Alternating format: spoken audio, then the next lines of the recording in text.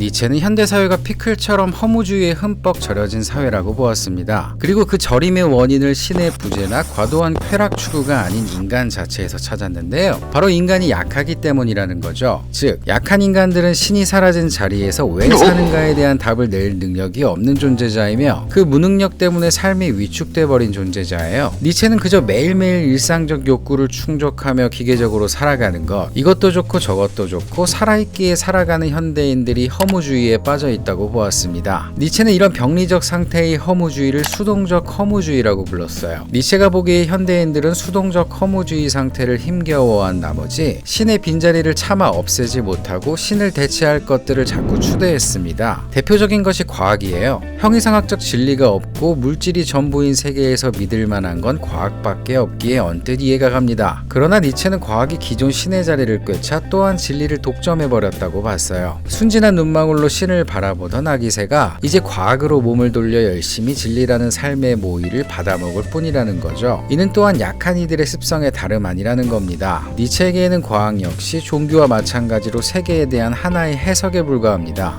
불완전한 감각 그리고 위조 가능한 수로 세상을 표현하는 것은 비록 설득력이 있다고 해도 하나의 해석일 뿐이지 그 자체로 객관적 설명은 아니라는 거죠. 가령 니체가 보기에 세계에는 하나의 흐름 혹은 복합적인 현상이 있을 뿐인데 그것을 반으로 뚝 잘라 한쪽을 원인, 다른 한쪽을 결과라고 말하는 것은 세계를 이해하는 관습적 허구에 불과해요. 이것을 세계에 대한 하나의 해석이라고 인정하면 몰라도 진리라고 하면 곤란한 것입니다. 물론 과학이 아무리 강력하더라도 신만큼 강하지는 않아요. 절대적인 진리를 제공해 진리, 선악, 미추에 관한 답을 완제품으로 내놓지 않기 때문입니다. 그러나 절대적 가치를 만들지 못한다는 것은 신의 빈자리에 과학 이외의 여러 진리의 후보들이 비집고 들어올 수 있다는 말이 되기도 하는데요. 바로 민주주의, 사회주의, 자본주의, 국가, 시장, 민족 등이 그것이죠. 니체는 이처럼 늘 의존할 것을 필요로 하는 인간의 약함을 한탄했습니다. 또 그는 허무주의라는 기회를 이렇게 허무하게 날려보내서는 안 된다고 생각했어요. 영적이고 형이상학적인 진리가 사라진 현대에서 수동적 허무주의로 허송세월할 게 아니라 이 빈 공간을 능동적 허무주의, 나아가 완전한 허무주의로 채워 넣어야 한다고 생각한 것이죠. 여기서 니체가 말하는 능동적 허무주의란 뭘까요? 이는 다른 말로 긍정적 허무주의입니다. 허무함을 남김없이 경험하고 깔끔하게 비워진 자리를 능동적, 창조적 행위로 채울 수 있다는 점에서 긍정적인 삶의 방식인 거죠. 그런 의미에서 능동적 허무주의는 강한 인간의 허무주의예요. 강한 인간은 최고 가치가 없다는 것을 뼛속 깊이 받아들인 사람이죠. 그리고 기존의 가치가 더 이상 의미가 없어졌다는 것에 좌절하기는커녕 자신이 이전 시대를 넘어섰고 그만큼 더 강해졌기 때문에 그 가치가 필요 없어진 것이라고 믿는 사람입니다. 그렇다면 이들은 이제 새로운 조건에서 자신을 더 강하게 만들어줄 가치와 목적을 스스로 창조해야겠죠. 그런 능동적 허무주의는 또 한 단계 더 넘어서 이른바 완전한 허무주의 가 되어야 합니다. 여기에는 단 하나만 토핑처럼 얹어지면 돼요. 바로 새로운 가치를 위해 위험을 감수할 의지입니다. 이 위험은 극단적 형태를 띠고 있기에 극단적 허무주의라고도 부르는데요. 이 극단적이고 완전한 허무주의에서 진리는 위험과 고통을 감수해서라도 거듭해서 새롭게 쟁취해야 하는 거예요. 진리란 어떤 것을 참이라고 보는 것인데 허무주의는 이런 진리를 거부하기 때문에 계속해서 진리를 극복하는 과정만이 있을 뿐인 거죠. 그렇다면 완전한 허무주의에서 필요한 것은 무엇일까요? 바로 도약의 원동력인 의지입니다. 이 의지는 니체의 세상에서 거의 모든 영역에 관여할 만큼 중요한 개념이에요. 그런데 니체에 앞서 인간의 의지에 관한 통찰을 선보인 철학자가 있었죠. 바로 쇼펜하우어입니다. 쇼펜하우어의 이론을 간단히 소개하면 인간의 의지가 제시하는 목적을 충족했을 때 행복감을 느끼고 그러지 못했을 때 고통을 느끼며 목적을 달성해도 금방 권태로움에 빠진다는 겁니다. 인생은 의지 때문에 결핍 아니면 권태에 빠지는 고통 그 자체라는 거죠. 고로 고통에서 벗어나는 방법으로 예술, 명상, 인류에 대한 공감을 제시합니다. 니체는 쇼펜하우어의 소위 엄청난 빠였습니다. 그러나 자기만의 철학이 완성되어 가면서 그의 철학과 점차 결별하게 되고 마침내 비판의 날을 세우게 되는데요. 한마디로 니체는 의지의 포기를 해결책으로 제시한 쇼펜하우어의 염세 사상이 연약한 자의 그것이라고 본 거죠. 쇼펜하우어에게 인간의 강한 의지가 골칫덩이라면 니체에게는 반대로 약한 의지가 허무와 염세적 성향을 강화하고 인생을 괴롭게 만드는 것이었습니다. 니체는 인간이 의지, 구체적으로 힘의 의지를 지향하고 있으며 인간에게 바람직한 삶이란 힘의 의지를 최대한 많이 추구하는 것이라고 보았죠. 여기에서 힘의 의지란 내면에서 솟아나는 욕망, 본능, 충동 등 나를 힘나게 하는 것이라면 무엇이든 힘의 의지라고 할 수 있어요. 니체는 상승과 강화와 지배를 원하는 힘의 의지야말로 생명의 근원이라고 보았습니다.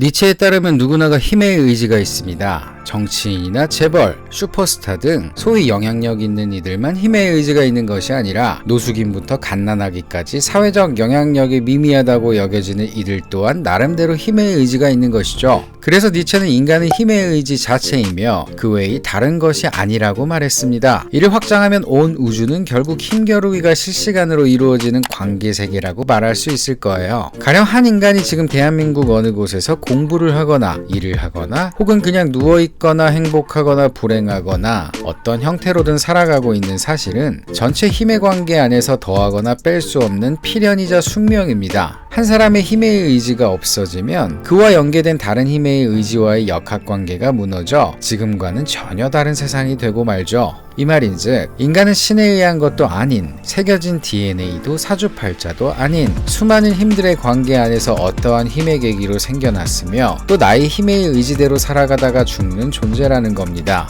그러니 대통령부터 노숙인까지 누구나 힘의 상승과 남을 지배하려는 의지가 있으며 이 의지가 다양한 형태로 표출되면서 세계가 실시간으로 형성되고 있는 거예요. 그러니 니체에게는 힘의 의지의 관계만 있을 뿐 세계에는 본질이 없습니다. 이를 축소하면 나라는 인간에도 본질이 없어요. 진정한 나 같은 건 없는 거죠. 나라고 불릴 만한 것은 힘의 의지에 따라 세계를 해석하는 실시간의 나밖에 없는 것이며 지금보다 더 큰 유용성이 나타나면 그것을 추구하는 새로운 나가 생성될 뿐이에요. 예컨대 어제는 고칼로리의 푸짐한 식사로 혀와 위의 쾌감을 느끼겠다는 힘의 의지가 발휘됐는데 오늘은 정반대로 담백한 식사와 운동으로 득근을 하겠다는 힘의 의지가 생겼다면 어제와 다른 나가 생성되는 것이죠. 즉, 이 둘을 아우를 수 있는 진정한 나, 따위는 없는 것이며 인간이란 늘 새로운 것입니다. 자아, 영혼, 이성, 주체 등으로 표현되는 진정한 나보다 중요한 것은 지금 나의 신체적, 심리적 컨디션일 뿐인 거죠. 이렇게 근대 철학의 핵심인 주체를 해체해버린 니체의 작업을 포스트 모더니즘의 시작이라고 보기도 합니다. 니체에 따르면 이 세계에는 하나의 진리가 존재하지 않습니다. 힘의 의지가 만들어내는 계기 모두가 중심이자 진리죠. 이렇게 되면 모두가 중심이기에 힘의 의지 세계에서 의미 없는 것은 단 하나도 없어요. 그러니 니체에 따르면 이미 세상에 만들어진 맞춤형 힘의 의지에 따라 사는 것은 어리석은 일입니다. 여기서 맞춤형 힘의 의지는 종교, 이성, 과학, 민주주의, 좌파, 우파, 유행 등 보편적 가치를 말하죠. 자기 힘의 의지에 따라 세상을 해석해내는 것이 두려워 이 보편적 가치들이 마치 자기의 해석인 양 솜씨 좋게 립싱크를 하는 사람들. 니체는 이러한 사람들을 어렸을 적에 주입받은 판단에 의해 일생 동안 놀아나는 어릿광대라고 불렀어요. 그렇다면 어릿광대가 되지 않기 위해서는 어떻게 해야 할까요? 니체는 우선 선악, 이성과 비이성 등의 이분법에 갇히지 않고 삶 자체를 사랑해야 한다고 보았습니다. 그리고 세상이 미리 정해놓은 규칙들, 그리고 권위자, 예컨대 부모님, 선생님, 성직자, 전문가, 정치인, 미디어 등의 말에 따라 충실히 사는 것은 삶을 사랑하는 것이 아니라고 말하죠. 삶을 사랑하는 것은 그야말로 자기식대로 사는 거예요. 니체에게 자아는 발견하는 것이 아닌 형성해 나가는 것이거든요. 그리고 자아를 형성한다는 것은 끊임없이 힘의 의지에 따라 쉽게 말해 나만의 관점으로 세계를 해석하는 것밖에 없습니다. 이 해석은 나라는 존재에 끊임없이 정당성을 부여할 거고요. 그렇게 해석된 세상이 비록 환상에 불과할지라도 그 환상을 적극적으로 삶에 퍼붓는 것은 곧 삶을 사랑하는 일에 다름 아닙니다. 이렇게 되면 세계에 대한 질문을 던질 때 중요한 것은 세계란 무엇인가가 아니라 세계는 나에게 무엇인가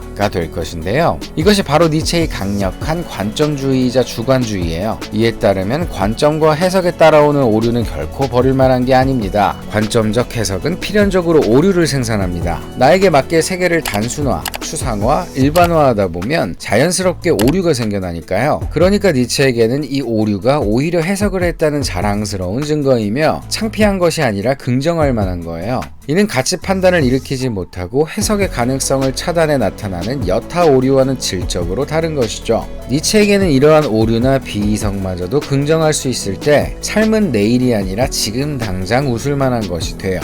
그의 영혼회귀 사상이나 위버맨시, 아모르 파티도 모두 이러한 생각에서 파생되는 개념입니다. 니체의 힘의 의지 사상 어떠셨나요? 내용이 재밌으셨다면 좋아요와 구독 버튼을 눌러주세요. 고맙습니다.